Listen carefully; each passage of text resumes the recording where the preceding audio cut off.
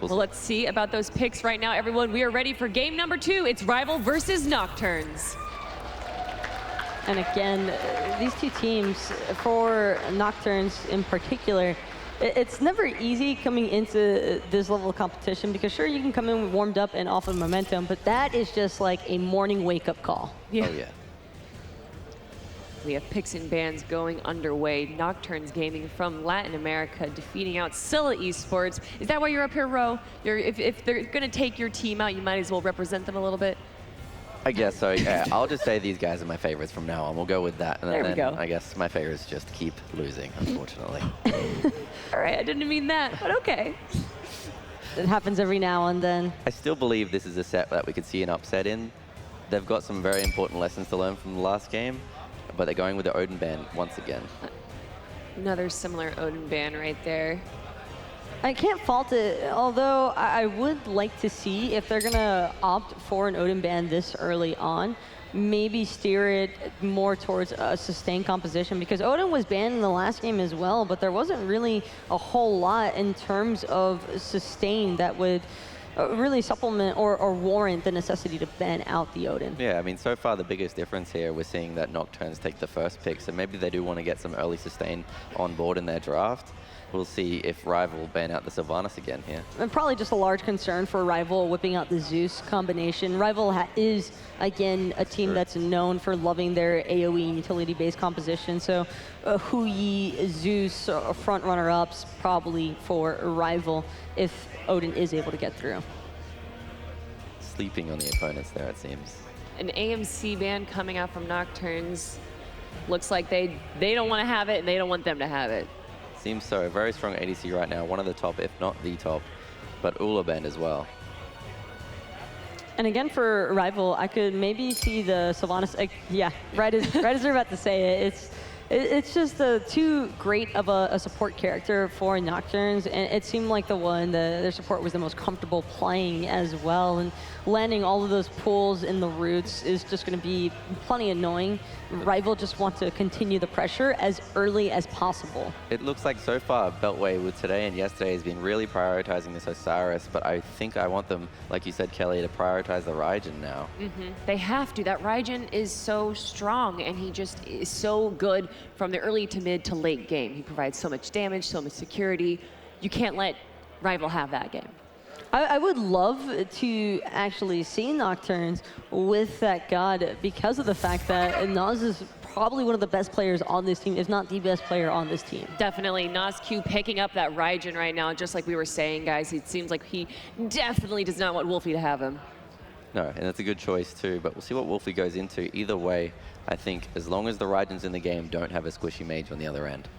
We saw a little bit of Poseidon Athena combinations from RivaL, but with Fafnir being open, I would imagine that to be a top-tier priority for RivaL. It's a god that they've always favored throughout the season, and RivaL actually opting to take the Osiris for themselves. Yeah, no, Nocturns picked him up last game, and they're going to be like, all right, if you don't want him, we'll take him. Yeah, Osiris a pretty standard pick for Deathwalker as well, or any solo laner really, and obviously taking away from Beltway, who's played it the last 2 days, and RivaL picking up the Fafnir again. Same as last game, sticking to very standard picks so far. Yeah, Callus there with the End Dragon, of course, showing off a little bit, probably wants to do the same thing again. And Erlang, Shen coming out for Nocturns. So it looks like they're taking a page out of RivaL's book, just trying to mirror the draft and learn from their opponents. So far, it almost looks like the same match as last game. Except Fafnir. It's just the standard shift around, of course. That's what tends to happen, though. That's just teams learning to adapt to these situations, which is always pretty refreshing to see. Hopefully, Nocturns could lean towards picking up their ADC here, maybe a Hachiman, since Uller and AMC have already been banned away. That would leave open the Ram or Hui that Vote loves playing, but at least puts RivaL in the position of deciding to pick their ADC next, or worry about Nocturne banning it out in the third and fourth bans. All right, we got a Ravana coming out from Nocturns. It does seem like they are just copying RivaL's picks from last game. If you can't beat them, join them, right? That's got to be the strat from time to time. I'm curious to see how they choose to mix this up. But for RivaL, that is a very look at that front line. Osiris, Fafnir, and Artio together. What can you do against that? the cripple is going to be insane. The control that RivaL introduces with that Artio selection is going to be very tough to handle, especially since Nocturnes were opting for gods like the Raijin and Erlang, a little bit reliant on their escapes and whatnot for initiation. But more importantly, the Artio pick, she's a magical god. This could possibly be a double hunter composition from RivaL. Especially with the Fafnir 2 buff, it's very effective at that point, even just on Osiris for the attack speed buff. So I would definitely agree with seeing a double hunter, and that is one thing that can pressure out a Raijin. We got Ganesh Band coming out on RivaL's side there. Kind of interesting. I don't really know if Noitulover is much of a Ganesh player, but I guess there's not too much remaining there, and they're not worried about the Sobek because it didn't do too much.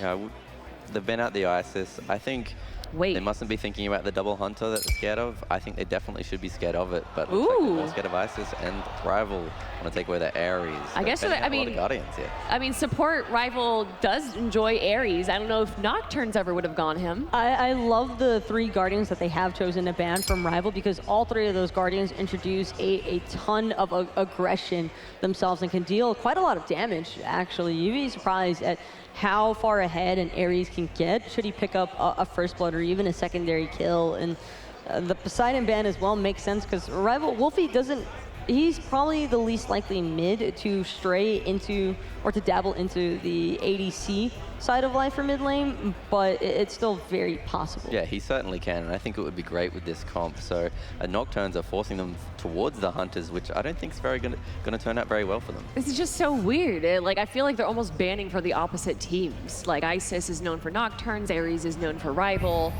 It's that interesting picks there. We got Hachiman coming out for RivaL. Yeah, and I'm just going to solidify the point even more. Add more attack speed buffs for more Hunters. I think another Hunter on the side of RivaL would be great, but it's great to take away the Hachiman away from Nocturnes as well. And there's legit multiple Hunters that would fit RivaL strat perfectly. We already saw the Medusa one time. There's still Huyi and Chiron even left on the table. Neith as well, even though we haven't seen a whole lot of her throughout the season. She could be prioritized pretty heavily. Usually her issues stem from not having an attack speed stereo, but she's got plenty on that team of RivaL. All right, looks like they're going with Terra for their support. And Terra's one of those gods where she fell a little bit out of favor throughout Season 4 after she was nerfed, primarily because of the fact that there's just Guardians who can usually control what they do a little bit better than her now, but this is a strong time to pick her up. I think she should synergize pretty well with that Ravana and Raijin. All right, we got a Thoth pick. We actually got to see him played on Nocturnes yesterday. Yeah, I don't think it's the strongest pick possible here, but at the same time, Wlfy's just probably more comfortable on it, and I think it still perfectly fits in with their draft. Why not pick Giannis here on Wlfy? They've got enough utility, I think. All right, guys, Nocturnes versus RivaL. It's already up 1 in favor of RivaL. Who are you giving it to? I would probably have to favor RivaL's draft here. Certainly, yeah, me too. All right, looks like the casters or the analysts are saying that it's going to be 2-0. Casters, what do you guys think?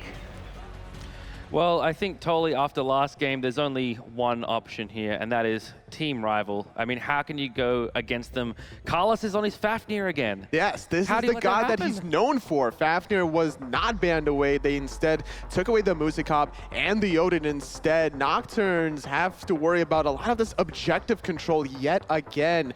The way Callus likes to play Fafnir, we saw that girdle being picked up at level 12, just synergizing even more. He gives you the attack speed, now he's giving you damage and penetration. Like, where does it end? And Nocturne's draft is a little bit odd to me. Like, why pick this Terra? The Terra here, I think, is for just a little bit more global pressure, right? Like, the mobility is very important because Osiris here, that's probably going to be played on... Actually, it's going to be iceicebaby here because it's going to be... Oh, my goodness. No, it's Artio jungle. I thought it was going to be Artio solo. No, it's Thoth ADC. Hello, Votes, playing the magical god. RivaL pulling a fast one on all of us, even the analysts. Well, I mean, it kind of makes sense, right? With his Glyph of Pain and you're doing extra auto attack damage through that, his hieroglyphic assault, he's very left-click based. This is a little bit of practice, I think, for RivaL here, honestly. They showed us that they are who we thought they were, ending the game in less than 20 minutes. They made really quick work out of Nocturns Gaming. So here, they're not necessarily taking it too easy necessarily on Nocturnes, but they're putting themselves in a position where Wlfy is practicing a physical hunter now for his future matches. Deathwalker taking a lot of damage there. Sprint was popped by Nocturnes. Ice with that jungle Artio you were talking about there a little bit at the start. Comes in to save his solo lane. Very important sprint being used there, trying to chase down Deathwalker, but it was Deathwalker that also had a sprint of his own to get away from the danger. Beltway is going to just turtle on through while the rest of the minions just group up, but it's SmiteVOD taking a lot of damage. Taking so much damage. iceicebaby in the bear form, looking to maul down that jungler and get first blood, but it is not to be. Nocturns, though, have the 4-man advantage around these elementals, which is why on the left side, we're seeing an early red buff invade instead, as the 2 Guardians are just kind of soloing in that long lane.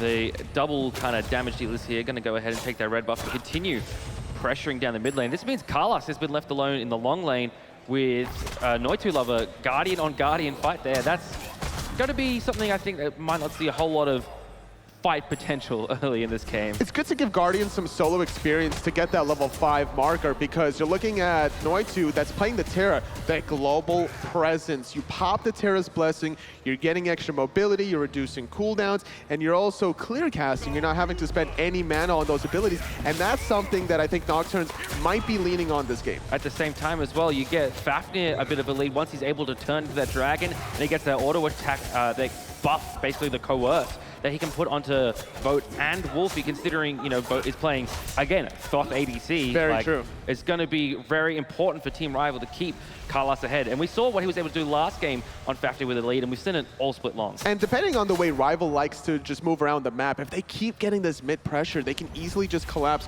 on the gold here. We've seen time in and time out. Hold that thought, though, in the blue buff, there's a lot of action. SmiteVOD nearly gets the first blood down to iceicebaby. It's going to be Deathwalker who falls down with an early rotation out of the mid lane from Nozq and Zaionsix. First blood to Latin America. This is how Nocturns need to play, just as a cohesive unit, looking for these picks, abusing Deathwalker before he hits level 5, before his sprint was even available to him again.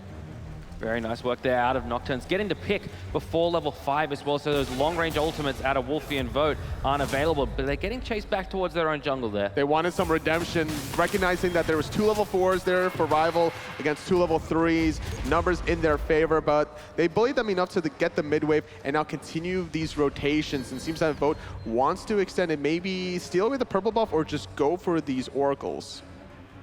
He's going to look towards the purple buff, it seems like. Probably a bit of a safer option. Actually, no, he's wrapping around. Is this a gank? It might be, but look at who's behind him making the rotation happen. It's going to be Zion. Noitulover taking some damage here. There's the hieroglyphic assault. The wall actually to get out of the way. Here's the final judgment. Vote shows he is more than capable of hitting that ultimate and takes down Noitulover. Accuracy just so solid there. iceicebaby going to take a little bit of more damage than he would have liked to. It's SmiteVOD that's just getting the slight edge here. Sitting at level 5, has the speed buff. This is what it's all about here in the competitive Smite scene. It's about trying to find these little advantages in the solo side jungle. And it's, I think, the area that the North American and European teams excel over the international teams. SmiteVOD with the ultimate there, he's looking for iceicebaby, but just off the mark, it can't find him. As I was saying, Tolly, I think that right-hand side of the map, and particularly the jungle, is the biggest difference between these North American European teams and the international squads. You know, you get so much practice against so many fantastic junglers, and you have to be so disciplined and can't make any mistakes as a jungler. You learn to make it basically second nature. I think the mechanics aren't that much of a gap between these teams anymore. It's all about the strategies and the rotation. I definitely agree with you there. You put that all on top of the fact that they're up against Team RivaL, so not making those mistakes, even more difficult to do, because RivaL is going to be hyper aggressive. The way they played the first game was, you know, brilliant open. They managed to find that early invade. This time around, it's RivaL slightly on the back foot. They're down about 600-700 gold. Not the end of the world, considering it's only 4.5 minutes in. But RivaL are not really used to being behind, especially against an international team such as Nocturns. Exactly right, and that's how these international teams have to win. Playing from behind, you're never going to be able to do it. It's too difficult against these squads that know how to punish every single mistake. But if you can get on top early, that gives you that little bit of wiggle room to make a slip up here or there. And, you know, even still in team fights, it makes it so much easier. Terra's blessing popped. iceicebaby taking some damage from the Tycho. Drops the shell, is good to keep him alive for now. But I don't think it's going to keep him alive forever. Nozq picks up the kill. This is how you abuse RivaL right here. It's both Deathwalker and iceicebaby that's just slightly behind. They're counter counterparts, and just the rotation from Nocturns Gaming, you pair that up with a Terra's Blessing that was used, you're going to find a kill on Terra every single time before these tanky items come available. Even going for the Shoes of Focus here for iceicebaby, getting that 10% cooldown reduction. Nocturns invading the speed buff, actually able to pick it up. Carlos gets the stun onto Noitulover, and it looks like RivaL want to pick up one of Nocturns as they get the speed buff. Noitulover is the one to dash away. The wall's there to try and get some separation between their team and RivaL, and I think that's actually been working out really well for Nocturnes so far, is the space that this Terra generates. That's true. There's a lot of control on the side of Nocturnes. You're looking at also the root from SmiteVOD, a nice little taunt potentially from Beltway. Their teamfight presence is definitely to be respected here, so RivaL just can't expect any sort of ease or comfort in the second game the way that they thought it would be in picks and bans. Yeah, well, and even after picks and bans, and when they're actually assigning the gods to each other with Vote on this Thoth, I mean, he's got a kill so far. He's getting the stacks on the Warlock Slash, and that's something that Nocturnes have to pay attention to. That's very true. Thoth. That's very true. The Thoth is going to be able to do a lot of damage, especially once the Warlock Slash has been completed here, not to mention just how resilient he's going to be. But on the flip side, it's also Nozq playing the Raijin. It's going for a similar style. Instead, he didn't really finish his Warlock Slash. He wanted to go for a tier 2 boost before finishing that item. I like that because it gives him extra mobility. We saw yesterday from some of the other international teams that went to try and get stacking items early at the sacrifice of not getting boots, that the lack of mobility really hurt them getting chased down by junglers and solo laners. So I like the thinking here from Nozq. He's just finished the Warlock Slash now, but he's got that little bit of extra movement speed he wouldn't otherwise have. Deathwalker getting bullied a little bit in that solo lane there. He needs to just kind of let the minion waves enter the tower. But hold that thought though, because Callus is going into the Dragon Form. He gets knocked up, CC'd almost forever, it seems. Smitero takes down Carlos there. Now it's 3-1 in favor of Nocturnes, and it's a 1,300 gold lead, 2,400 experience. This is looking good for Nocturnes so far, but we have seen this before, Tolly. We've seen international teams get out to a little bit of a lead, make one mistake, and then the North American and European squad makes them pay. It's all about how they start building their advantages. Nocturns Gaming's finding these 3 kills is all nice, but how are they going to extend this lead? They're playing very well grouped up, and now it's a 2-on-2. And it's Noitulover that's in trouble.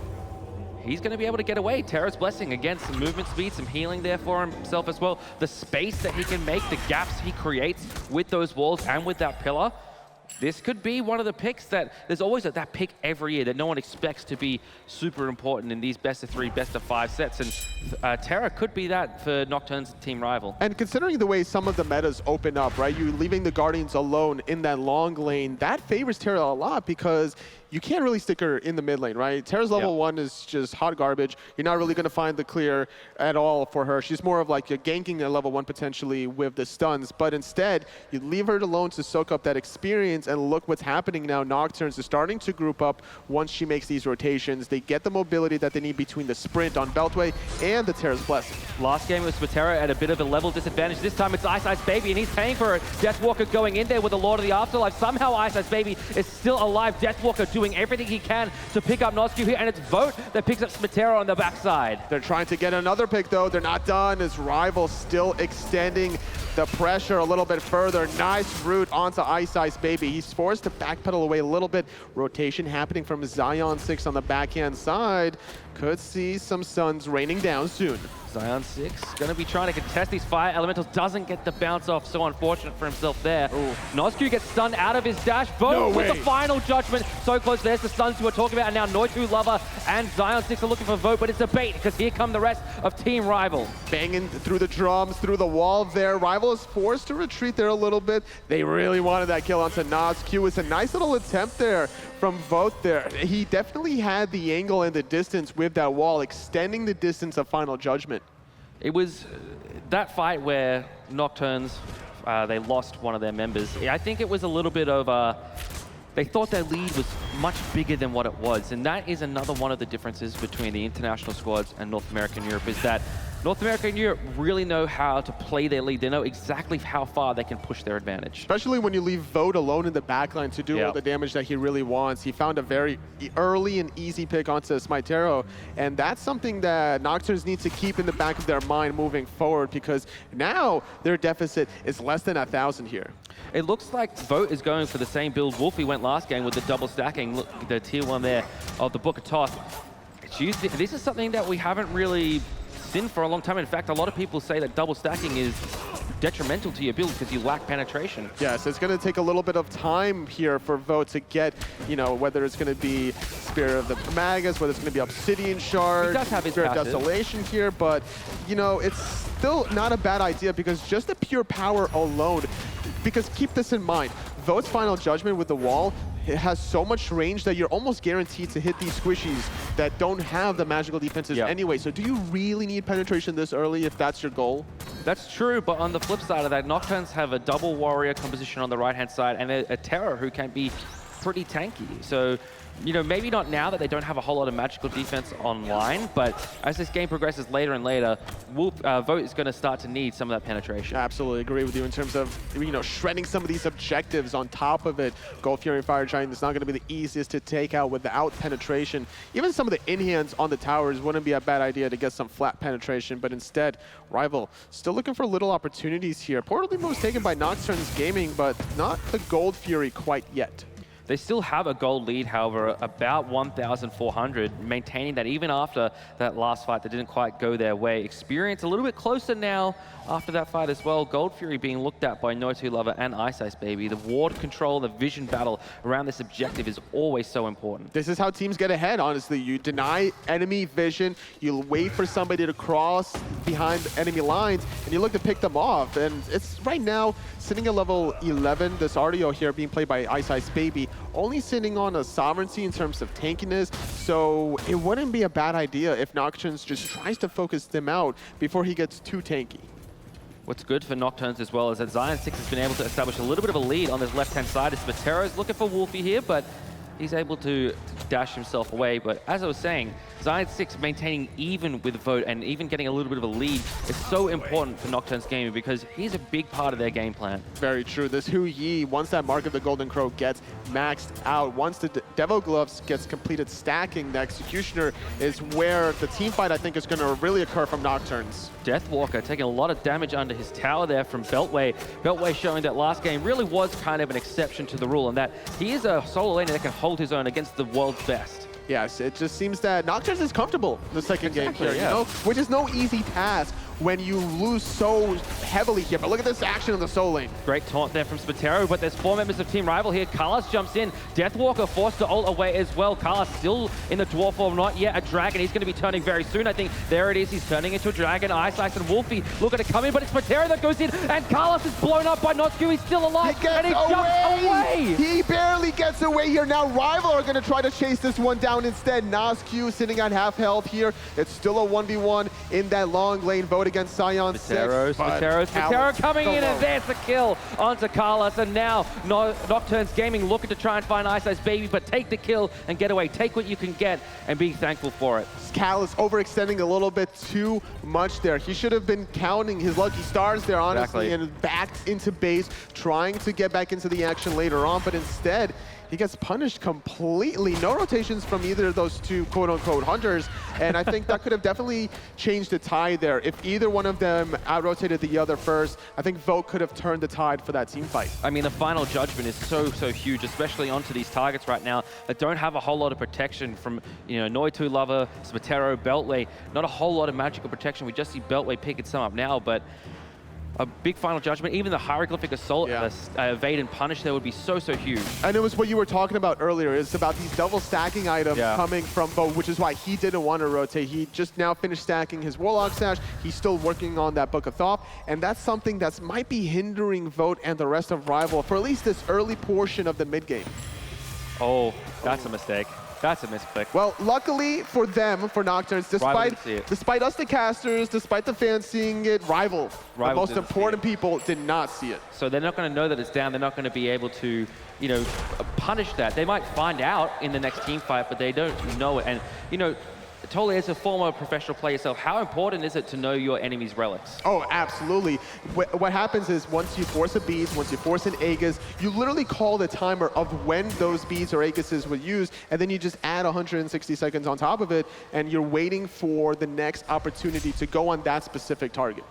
And that's such an underrated aspect of being a pro player, is being able to keep all that information inside your head at all times, and as well as, you know, things like buff timers and your own item builds and everything like that. So, you know, the fact that Zaionsix, he wasn't spotted out there by RivaL is so huge. And that's also going to give another 100 seconds from RivaL just to basically chill out, because Nocturns don't want to go into a team fight knowing that the beats are down from Zaionsix. But instead, with how much RivaL are kind of like shoved away into their own solo buff, this could be a little bit of pressure onto the tier 1 mid.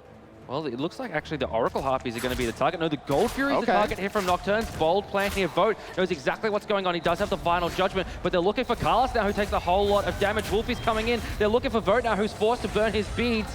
And in the mid lane, a whole lot of damage being done there to Noitulover. Yeah, SmiteVOD also taking a little bit of damage himself there, so that's going to be RivaL's advantage to keep on going in here. Wlfy is paired up with Vote, but they're just going for the Oracles. They're not interested in the Gold Fury fight yet. They're interested in the vision around the Gold Fury still, though. They're still interested in winning that battle and making sure that Nocturns can't go for what they attempted there, which was a sneaky Gold Fury. And I like the idea that Nocturns had there. They're feeling confident, honestly. Like we were talking about, you know, the difference between Game 1 and Game 2. The mentality from going from such a loss is no easy task, especially against a team such as Team RivaL. So a lot of credit goes to Nocturns playing the way they are here in Game 2. Absolutely. It's devastating to get stomped like they did, because, I mean, that's what happened in Game 1. There's no two ways about it. And to come back and be able to show the mental fortitude to be able to take it to Team RivaL, establish yourself a bit of a lead and keep it going, not throw it away in one play, at least they haven't so far,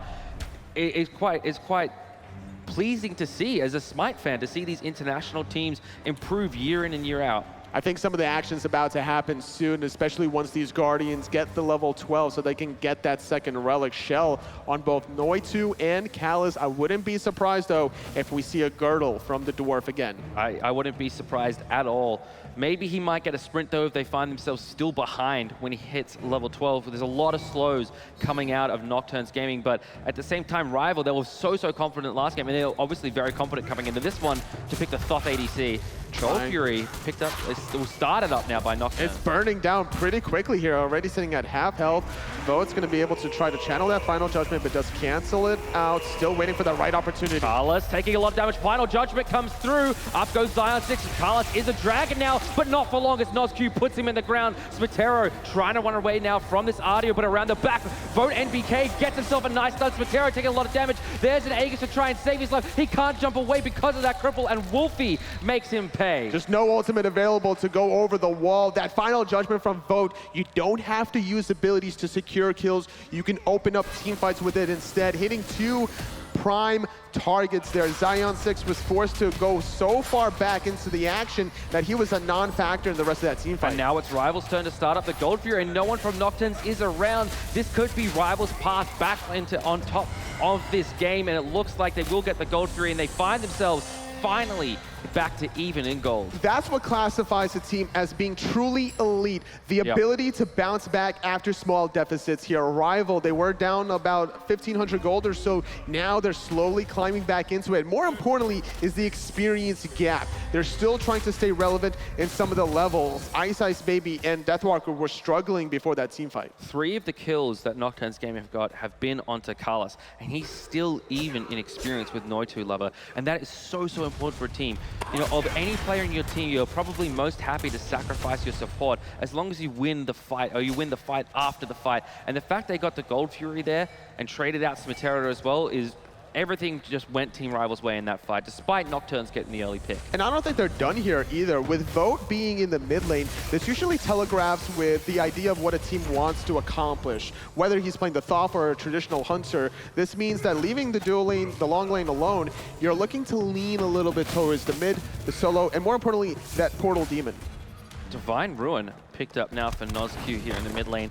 Get a little bit of anti-heal. I guess they're really feeling the pressure that and the healing that this Artio is providing. Well, also between Callus whenever he uses the coerce. The idea there is every single time they get Callus so low that he has to prematurely use that draconic form whenever he's in trouble, and already Nozq goes and bangs those drums trying to secure the kill, so a little bit of extra anti-healing will mitigate that coerce. And we're seeing as well that there's a Divine Ruin on Vote. He is a full item now ahead of Nozq. He is a Book of Thoth ahead of the enemy mid lane. And, you know, this is another great strategy from Team RivaL. You put that Thoth in the left-hand side dual lane where he's not going to feel as much pressure from a jungler. He's going to get a lot more solo farm. And now we're seeing the results as the Vote channeling the final judgment, looking for someone here on Nocturns. The sprint is popped, and iceice is in trouble. Nozq picks up the kill. Vote was just waiting a little bit too long. It's Nocturne striking the first blood. Their final judgment not really making the impact there, but RivaL, they're not done yet. They're going to disengage now, though. Finally, a nice stun through the wall, though, on Nocturns looking for something here, but the fact that Nozq took so much damage there might stop them in their tracks. Great work by Vote on this Thoth. Vote hesitated a little bit too long there, leaving iceicebaby just high and dry, and that cannot happen in the next team fight. Make a commitment. You don't necessarily have to use the final judgment there, but you could still get some pot shots off from your first ability. Such a close game. Absolutely would not have expected this, especially after game one where RivaL came out and wiped the floor with Nocturns Gaming. We're seeing a good game of Smite here right now, Tolly. Absolutely, a little back and forth action here with this Latin American team against the European rival. And honestly, my hat goes off to Nocturns here. They already surpassed the duration of that last game. Yep. And this is something to be proud of, honestly. Even for teams such as Nocturns here, they're still being really consistent in their action. Looking at some of the item choices here, SmiteVOD having a little bit of anti-healing for himself as well with that Brawler's Speed Stick. They really want to try to lock down Callus, I think. Callus and iceice as well. We saw basically for the first time iceice go out at the start of the fight there, and that meant, you know, Artio has 6 abilities, essentially, and that meant all 6 of those abilities were taken out of the fight. You know, you've got the Root on her 3, you've got the Cripple we can see right now, you've got the Bear, which is just so scary and intimidating to go up against. Speaking of more anti-healing, looking at Beltway with that Pestilence, it's just all across the board anti-healing from Nocturns. It doesn't really matter who's going to be next to Callus or iceicebaby. Those 2 tanky targets, not going to be as tanky any longer. Noitulover here in the mid lane, stuns out iceicebaby. The game has settled down a little bit since that last fight, but as I say, that's SmiteVOD coming around. They're looking for iceicebaby. Sprint is popped. iceice going to be able to get away here. Nozq still wants him though. There's the Tycho drums, taunts him back in, but not enough damage to finish the job. Too early there to pressure iceicebaby out of the action. If you're not going to find the kill, you want to try to bully somebody out potentially so that you can get an objective potentially out of it, get something, maybe even a tier 1 mid tower, but instead Nocturns Gaming, they burn such an important Raijin ultimate ability and they don't get anything from it. Portal Demon seems to be the next target here for Nocturns, hanging around, and they're going to take the right-hand side mid camps, but again, controlling this right-hand side, they completely lost it last game. It was domination by Deathwalker and iceice, and this game, it's been all the way of Nocturns. You know, Deathwalker 0-1, iceice 0-2. Conversely, Beltway 1-0. RivaL don't care. RivaL don't care that they're behind in terms of like the death counter. They're just waiting for that prime opportunity, that one team fight to just blow the doors wide open. Because keep in mind, as the game progresses longer and longer, the respawn timers will also increase in duration, and that's the factor that RivaL's going to abuse in some of these team fights, starting to look for more objectives. Gold Fury started up by Nocturns. Last time they attempted this, they lost the fight and they lost the Gold Fury. They're trying to find Callus now, but they're not going to get him.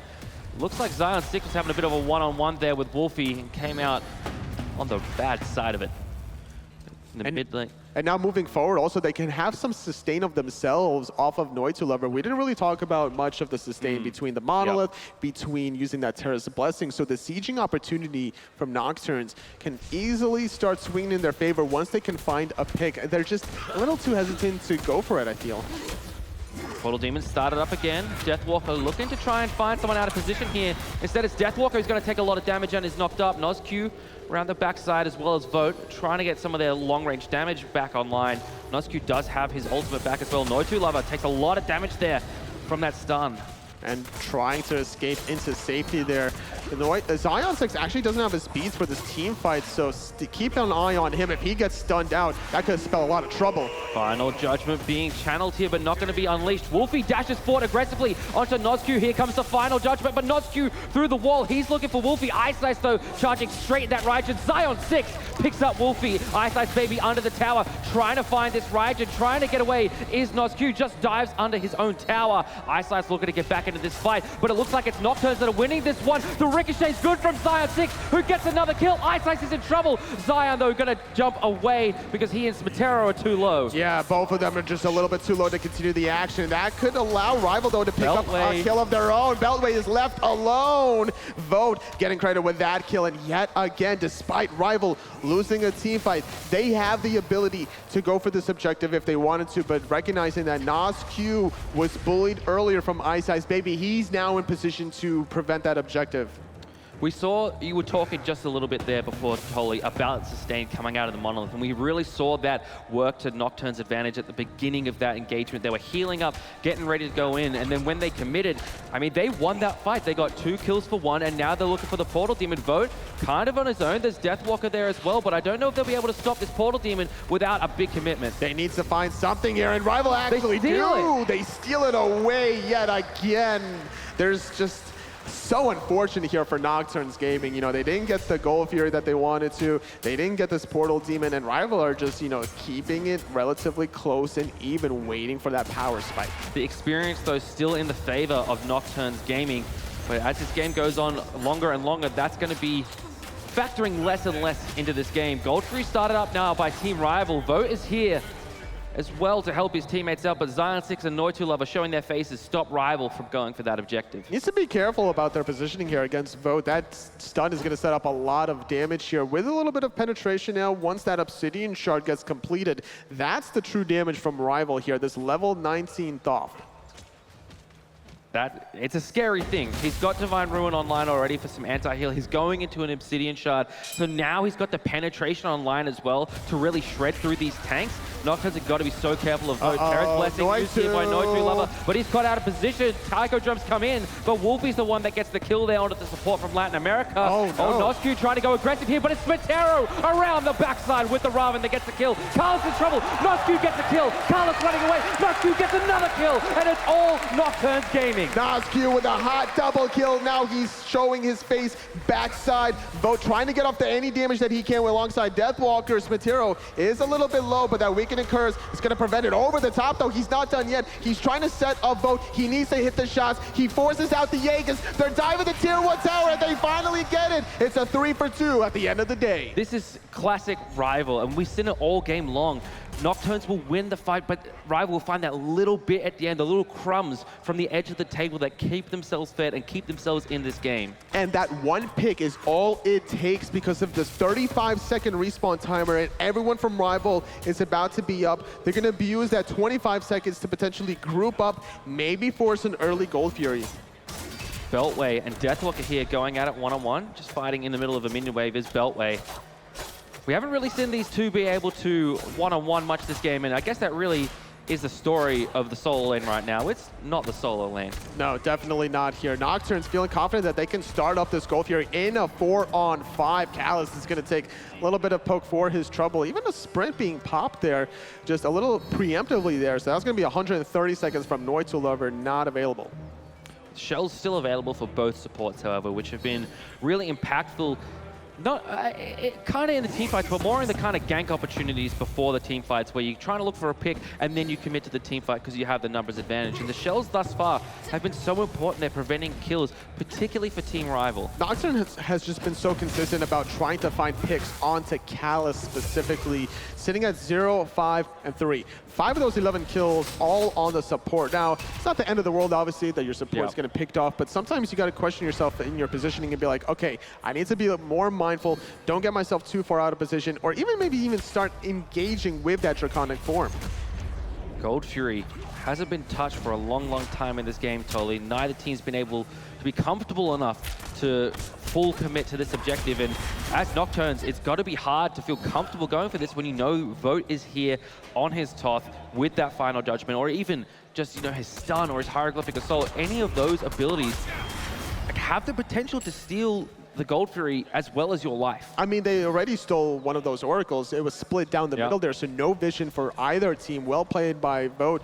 He knows the range and he knows the safety of that wall, of how far it extends, and that's something that is really impressive considering that he's a traditional physical hunter player in that long lane. Zaionsix, though, hasn't had a shabby performance either. He's got a lot of penetration online to shred through the tankiness of Team RivaL. Chin size, execution, a Titan's main. Got the lifesteal as well, got the boots.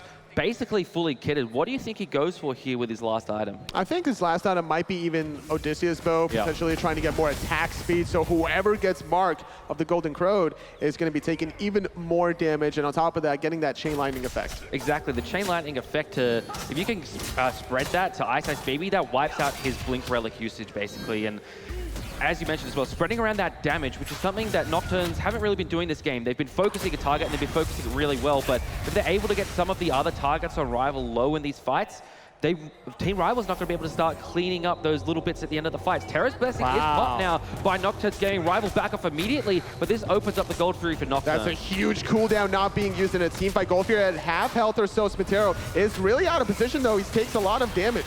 Gold Fury still being pulled here, still being pulled by Nocturns Gaming. Final Judgment comes through and it hits Noitulover. There's Nozq with the Taiko jumps, but it's Noitulover who's taking a lot of damage. Sprint is popped. There's 3 members of Nocturns all on a little line here, but iceicebaby's the one taking the damage, and Terra gets the kill. Zaionsix gets another kill. Carlos is stuck in place. He's going to fall down in just a second, but he barely manages to jump away. The stun on Nozq. Wlfy feeling himself. He's going to force Nozq to retreat. SmiteVOD on the backside. He knows RivaL really wants this Gold Fury considering how low everyone is from Nocturns.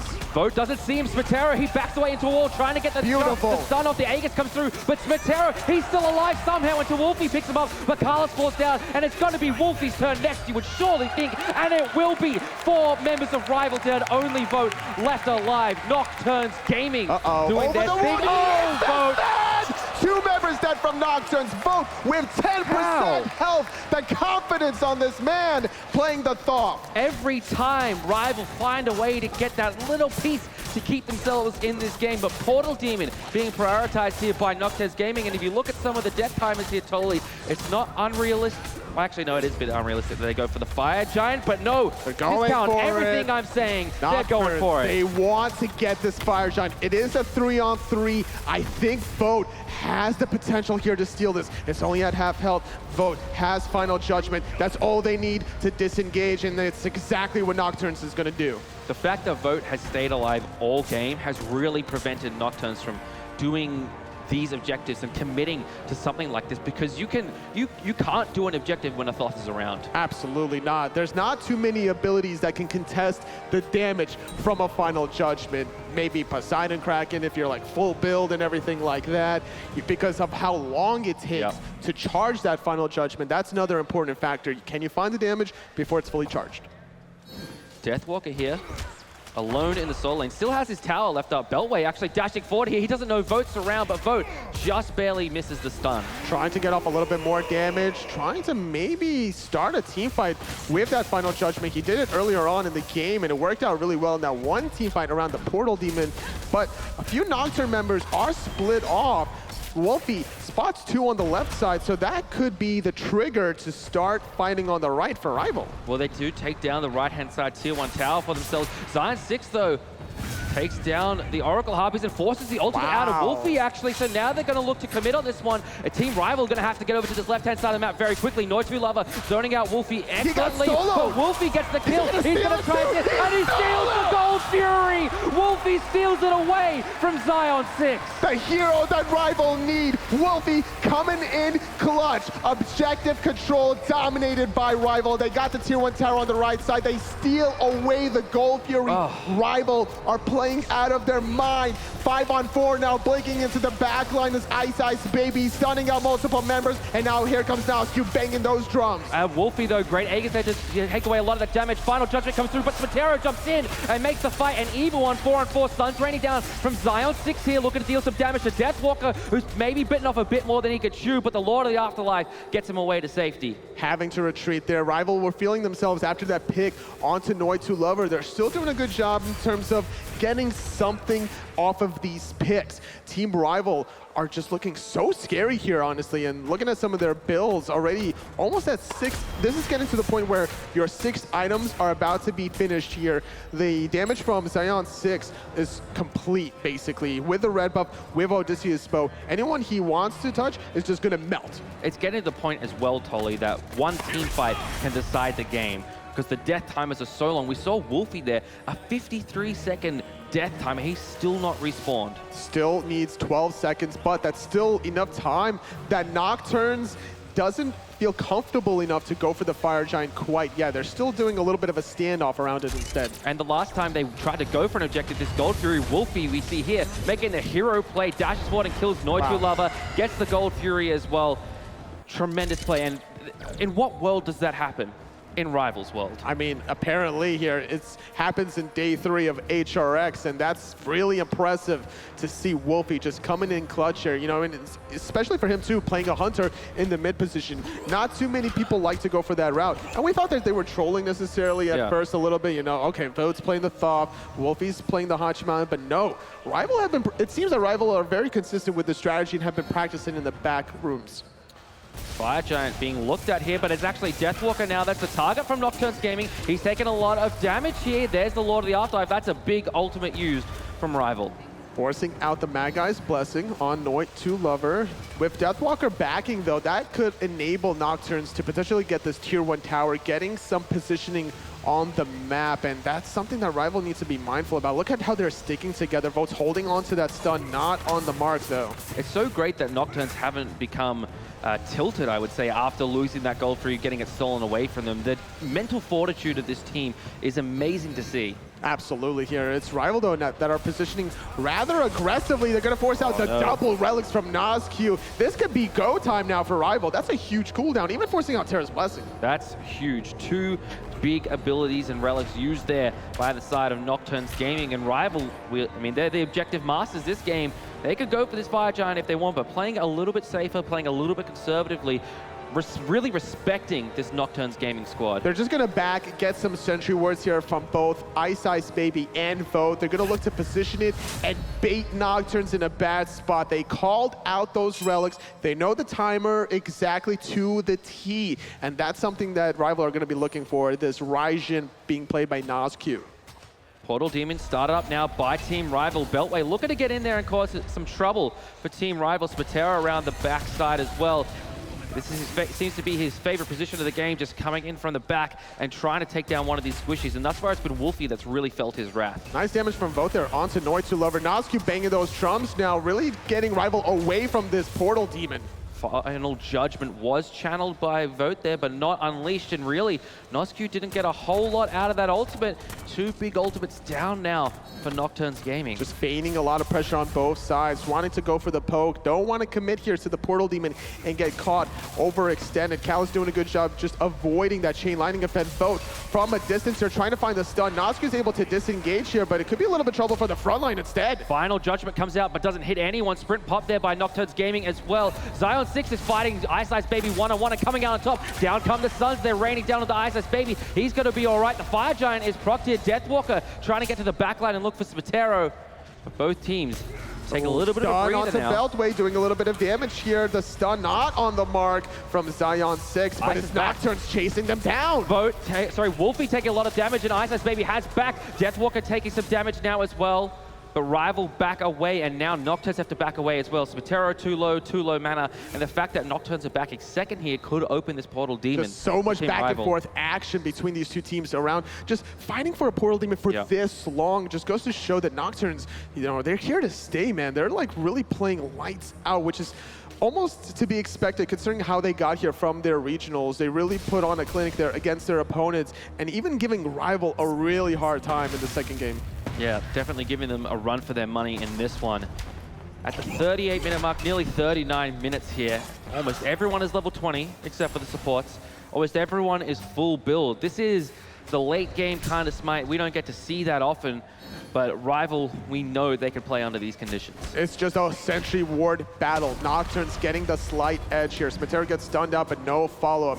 Nocturns got a turn to clear the counter ward. Now it's RivaL's turn to clear the counter ward. It's still an endless battle, it seems, against this Portal Demon, but RivaL, they're going to commit here on the portal, it seems. And they really can with the Glyph of Pain, with the Hachiman as well. Nocturns, though, not making it easy for them. Beltway getting stunned out. Terra on the backside is looking looking to fight his opposite number. Vote doesn't get the stun off here. Wlfy dealing a lot of damage there to Zaionsix, and that's going to be some trouble for Nocturns, but does have the Devoure's Gauntlets to lifesteal himself back up. Zaionsix still doesn't have his relics for 20 seconds. That could be something RivaL are aware of and are trying to bait out. They couldn't find Nozq when his relics were down from that earlier engagement, but can it be against Zaionsix instead this time around?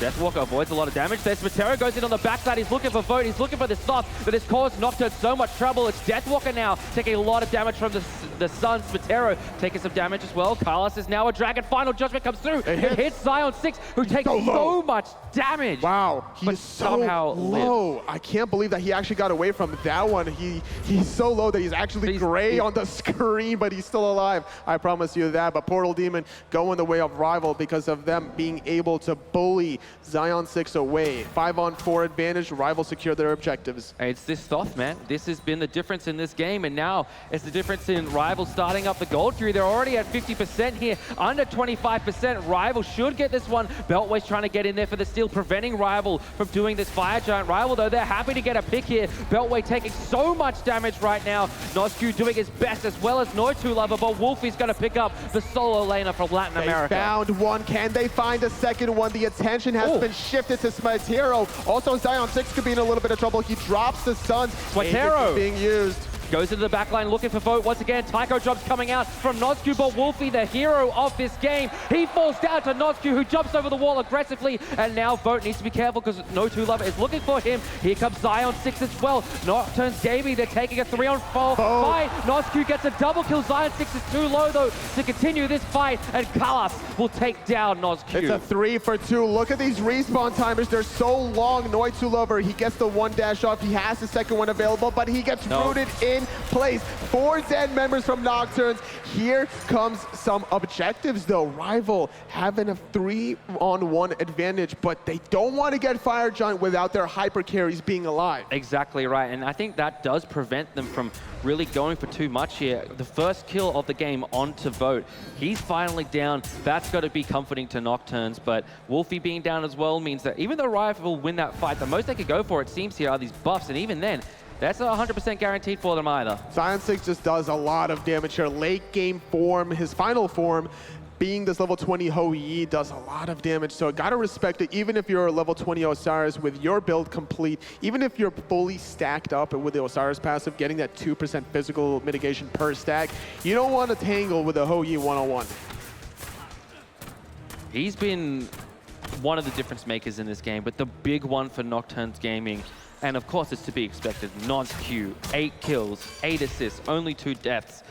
And the aggressive jump in there to kill Vote, tremendous play there out of the mid laner from Nocturns. And this is why we talk about Nozq for just so long here. It's just his true talent that he's showing us out of Nocturns Gaming. Being able to dive that backline almost effortlessly, it seems. And more importantly than being aggressive is how he peels himself back when he knows he's about to be in danger. He allows SmiteVOD to engage, going on in there in the backline, and that's what's making it difficult for RivaL, is this Robin pick that just constantly jumps on Vote. But now, without that ultimate, Vote is safe. And that's a Terra's Blessing used there as well from Nocturne, so 2 huge team fighting ultimates taken away from the Latin American squad, while RivaL, they were denied the Fire Giant last time. They're not to be denied again. Not this time, but it's still another Sentry Vision Control battle. Nozq is forced to retreat there, but I'm really surprised that RivaL are not going to continue the chase there. Instead, they're trying to funnel Nocturns through these little rock corridors where everybody's going to be grouped up, and here comes more AoE damage potentially out of Vote. iceicebaby blinks forward there. Beltway isolated from the rest of his team here.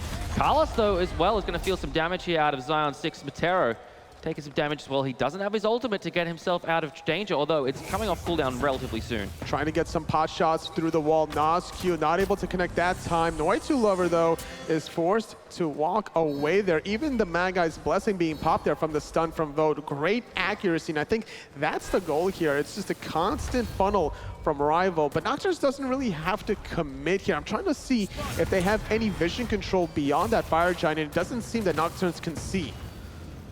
Deathwalker, so tanky right now, hit by a ricochet from Zaionsix and walks away from an A-OK. This Osiris, so tanky here, particularly with his passive against the Hou-Yi. with the Mystical Mail, with the Hide of Nemean Line, also getting some hybrid physical protection from the Hide of Urchin. We're seeing a good spot for Deathwalker. You know, he got abused in the early game. He's sitting at 0-2 and 7. A tier 2 tower for free from RivaL. I love that play. You would talk about how Nocturns don't have vision further up towards the Fire Giant. RivaL realized this and quickly sneak that mid lane tier 2 tower because of the sheer amount of damage they have online. And they're not doing this for gold at all. RivaL are fully completed with all their items. They're doing this more importantly to deny safety from Nocturns Gaming. If there's ever a chase opportunity, RivaL will now be able to chase beyond that tier 2 marker. It's also giving some experience. Carlos has just hit level 20. Terra again forced to ult away. Yes. But Carlos is level 20, while Noitulover has stuck on level 17 for about 10 minutes now. Terra had to jump away from that final judgment from Vote. I think that was definitely going to be that killing blow onto a Robin that can easily open the door, because keep in mind, these respawn timers are looking to be like about 70 to 75 seconds. RivaL pressuring the tier 2 tower over on the solo lane side right now. Odysseus Bow doing work for Zaionsix. Deathwalker avoids the ricochet, but it does end up hitting Wlfy. There's Nozq with the taiko drums. Carlos forced to jump away from Spitero. Beltway's taking some damage. The Terra's blessing has been popped as well. Deathwalker, the target's still here for Nocturns, but Deathwalker is too tanky right now, and he says, come here, boys. This is my party. Beltway taking so much damage now out of iceicebaby. Carlos in the back is a dragon. He's looking for Spitero, but Nozq's trying to do what he can for his team. RivaL are doing such a good job kiting and zoning back and forth. The ultimate from Zaionsix worked beautifully as intended in terms of zoning. iceicebaby though, he blinks in the back line. It's Zaionsix that's left alone, and Vote gets him from a distance. Shotgun blast. No, that's a sniper blast there out of Vote with the hieroglyphic assault. And that one pick, as you mentioned, 70-second death timer. This is a free portal demon, and you would think a fire giant for RivaL. Yeah, once they take this portal demon, they're going to get nice and healthy from their fountains, take that portal back to space.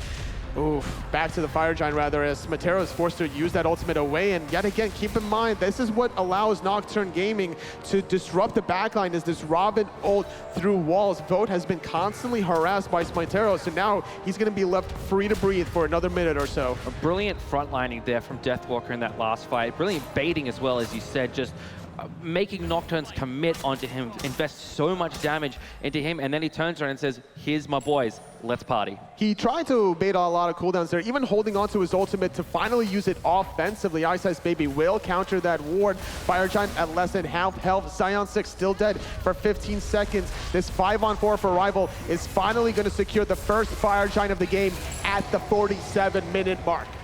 Huge there for RivaL. Now they can get a bit more of a potent siege. Only a tier 2 tower left over on the left-hand side for Nocturns Gaming.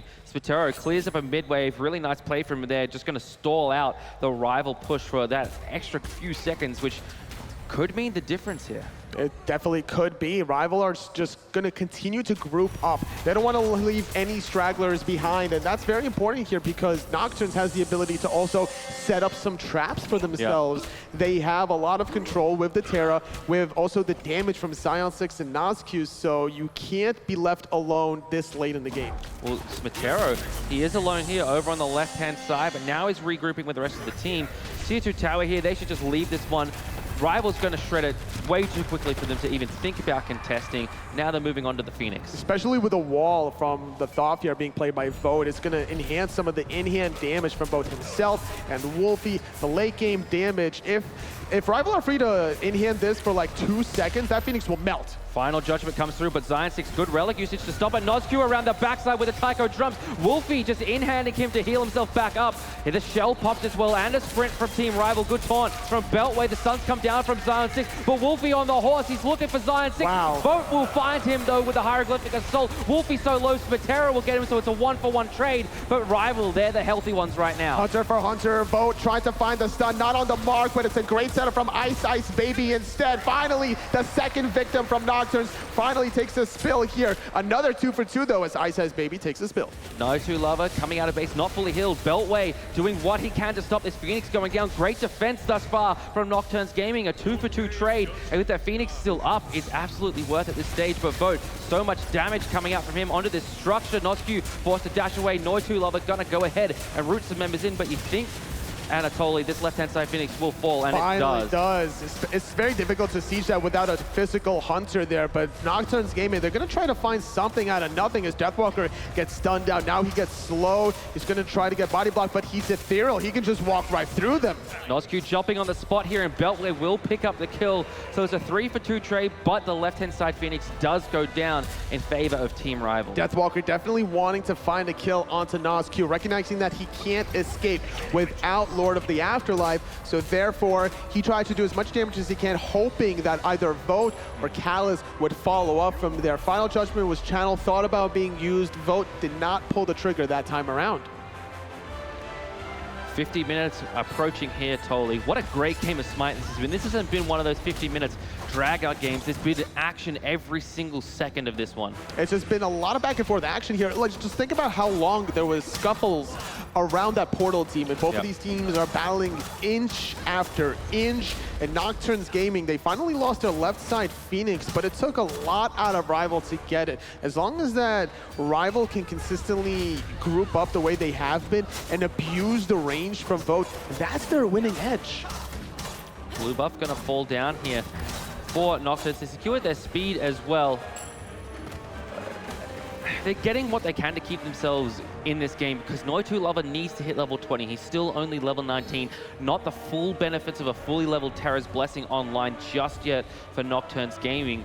Carlos has been level 20 for a while here. We're seeing a lot of potions being popped by these gods as well. Some 3K potions there. 1 defense on Deathwalker, 1 offense for Vote. So if you thought Vote was hitting hard before, sitting at almost 46,000 player damage, well, he's going to be hitting that much harder. But top player damage has been on Nozq, who has a very interesting build here, going for this ethereal staff, trying to spam his abilities through walls. You know, you do like a 5% magical damage. So it's going to take into account from that magical defense, not your typical Soul Reaver that has that true damage instead. It's a bit more survivability as well, combined with a Warlock Sash, and ethereal stuff gives you a lot of health. So that's why he's been able to stay alive as long as he has in these fights. Almost even going to be started by RivaL. Trying to go for another objective here as the Fire Giant is going to respawn in 30 seconds. The Portal Demon, if there's a team fight, it's going to allow RivaL to go back in and out of the action at their leisure here. Also, pick up more wards is the key of this late game battle. Deny the vision from Nocturns Gaming and start controlling more space, eventually leaving Nocturns to just hide under their own Titan room. 10 seconds until the Fire Giant spawns, and if RivaL gets this, it's pretty much game over for Nocturns, even though they did have a fantastic defense the last time around. But RivaL, I think, with the lead there, getting kind of mentally more than anything else, it will be the game. Fire Giant being absolutely demolished right now by RivaL, under 10% HP, and they're going to go ahead and pick that one up completely uncontested. Whenever you have a Phoenix down, it's difficult to leave your base, especially once it's in that long lane, the opposite side of the map from Fire Giant. You can't just push that and then casually walk towards the right side of the map. So instead, it's another free objective for RivaL. They're able to really stretch their lead a little bit further here with these Fire Giant buffs. And I think that this is going to be a second Phoenix Siege attempt. They're not going to wait for the left side Fire Minions to get a little closer. We are going to see iceice pushing up the mid lane as well. So if they take this right-hand side Phoenix, the middle Phoenix becomes that much easier to take. Still waiting. The patience here from RivaL. They don't want to force anything quite yet. Right side Phoenix now being looked out. So much damage onto Zaionsix. Terra goes in. Wlfy taking a lot of damage. Lord of the Afterlife used there by Deathwalker. Terra trying to run away. Tycho drums come through. The final judgment was huge onto Nozq. Nozq's in so much trouble. Deathwalker didn't want to chase that down. He did not have Lord of the Afterlife to go over that mid wall, but instead that just allows the right side Phoenix to collapse. Nocturns Gaming without their second Phoenix now. Right, left-hand side, the 5 minutes are pouring in. Spatero's so low here, but just barely able to crawl back to his fountain. Middle Phoenix is feeling the pressure now here from Team RivaL. Wow, the damage flowed from a distance onto Nozq. 5-on-4 for 80 seconds. This mid Phoenix is going to start getting pressured here from RivaL. This could be the game soon. Zaionsix falls down, and that is all the damage. Wlfy picks up Spatero as well. It's just Beltway and Noitulover left here to defend the Titan, and no longer it's just Beltway, and he's going to maybe even be picked up in his fountain. Team RivaL turn towards the Titan. This game was maybe a little bit too close for comfort but Team RivaL come out on top. They progress to the You semifinals. can never count out these European powerhouses against Latin America, despite Nocturns showing up here to Worlds. They play lights out. Credit goes to Nocturns. Make sure you definitely check them out later. I look at the smiles here on Team RivaL's faces. You know, even though that was a close game, they're still here. They're having fun. This is where they want to be. Nocturns Gaming's, you know, smile, lads. You put up one hell of a fight. Analyst desk, take it away. Man, although that game went to RivaL, we have to give Nocturns a shout out there. The start of that game, the mid of the game, they were always in the lead until around the 45-minute mark. Exactly, and the leading kills as well. They were fighting these team fights very well, and the early game especially played very, very well. Not quite as well as RivaL the game before that, but it looks like the comp that RivaL picked the game before that worked really well for Nocturns in this second game. Man, what they learned between game 1 and 2, just through the picks and bans, it was so well done.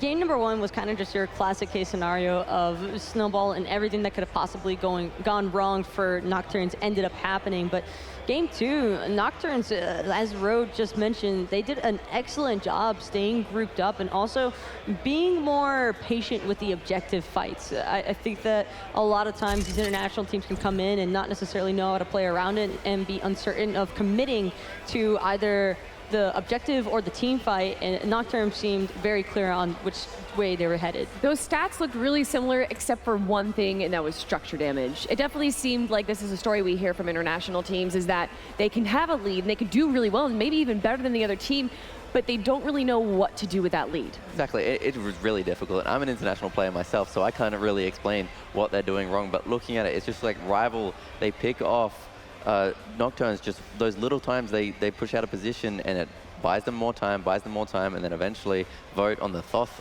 unbelievably, kicks off at the end game. Yeah, I think it was Husey that was saying RivaL might lose a team fight, but they'll always go back in and make sure they catch anyone that's straggling off, and that's what they did, and that was what allowed them to take the lead at the end of that game. Even the most minimal mistake in terms of positioning, and it's primarily positioning when you reach 40+ minutes into a match, because once you're caught out and you're dead, your respawn timer is just absolutely insane. There's nothing you can do about that. I mean, 70 seconds plus, and your team just has to try and defend. That's a free objective every single time. Yeah, one thing you don't expect is a Thoth ult to get a kill in a duo lane at 3 minutes, that's for sure. Well, like, their entire comp was kind of interesting. Thoth in the duo lane, Wlfy on Hachi, although I guess that's not too unheard of, in Artio jungle. What'd you guys think of Artio jungle?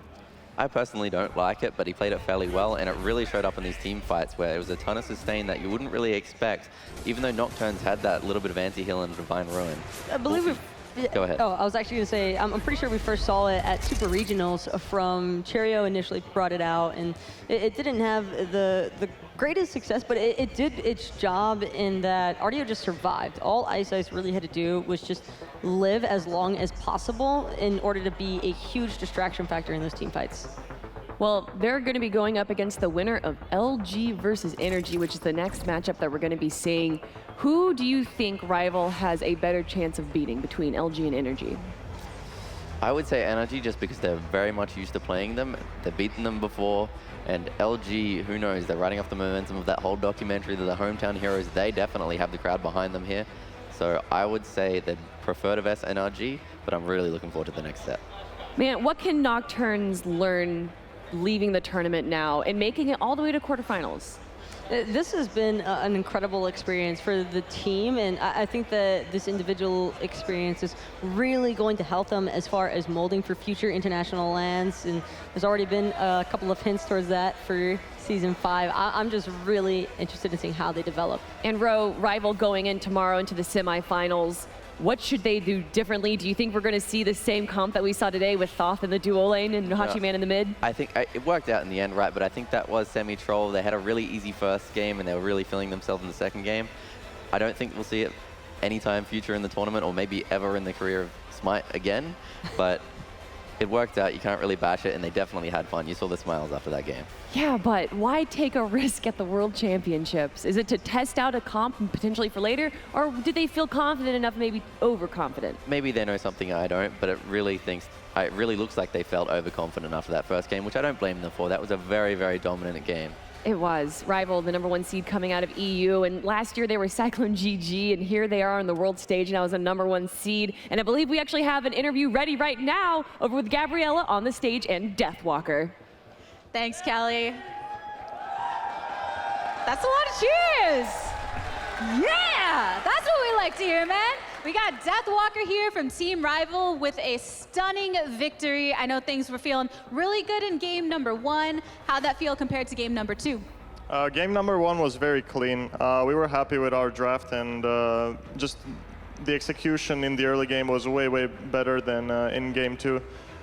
In game 2, they kind of adapted and took away a lot of our comfort picks, and got a lot of pressure over on the solo side jungle, so we were kind of behind and had to play a little bit further back than we would like to play usually.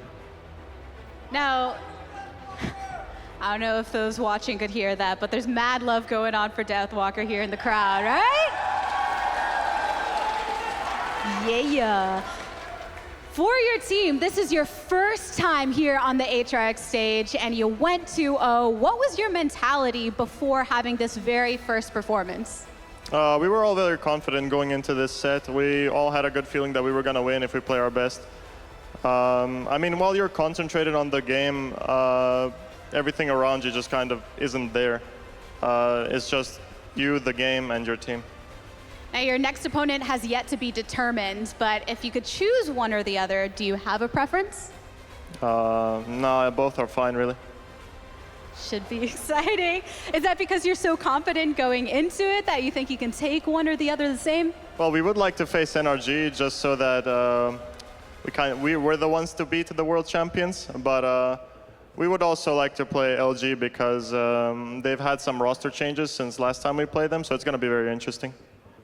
We saw some crazy picks. Thoth ADC. Do you think we're going to see any more of that from y'all? No. No more Thoth ADC or Hachiman mid. All right, fair enough.